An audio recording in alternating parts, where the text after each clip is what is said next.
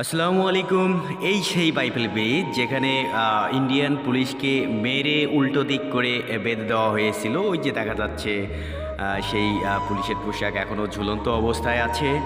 এবং আমরা এখানে দেখতে পাচ্ছি যে আমাদের গার্মেন্টস শ্রমিক ভাই বোনেরা তারা অবশ্যই তাদের অফিস থেকে বাড়ি চলে যাচ্ছে, হয়তোবা তাদের কাজ নিয়ে। এবং আরও দেখা যাচ্ছে যে বাইপেলে এই বাইকাররা একসাথে অনেকগুলো বাইক এদিক সেদিক করে রং ড্রাইভ করে যাচ্ছে। হুম এবং আমরা আরও একটা বিষয় দেখে আসছি যে আমার ছাত্র ভাইয়েরা এই ছাত্র ভাইয়েরা, আমি সেই গাবতলী থেকে রংপুরের উদ্দেশ্যে যাচ্ছি।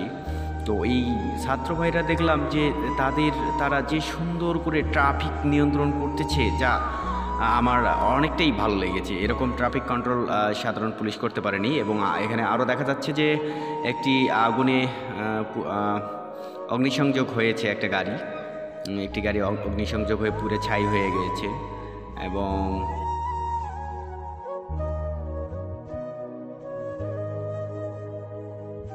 কথায় আছে না, কারো পুষ মাস কারো সর্বনাশ।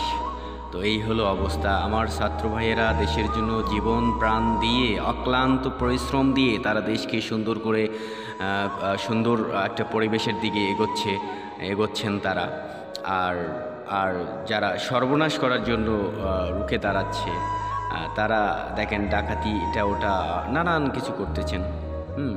এবং আমরা ছাত্র ভাইদের আরও দেখেছি, তারা আমি অনেক জায়গায় দেখেছি যে তারা রাস্তাঘাট একবার নিট অ্যান্ড ক্লিন করে যাচ্ছেন, রাস্তাঘাট পরিষ্কার করে যাচ্ছেন। যেখানে অগ্নিসংযোগ হয়েছে সেখানকার ছাই ও পোড়া যে সরঞ্জামগুলো, এগুলো তারা পরিষ্কার করতেছেন।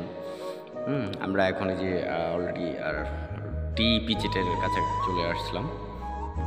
তো আমরা আরও এগোবো সামনে, দেখি আর কি আছে সামনে।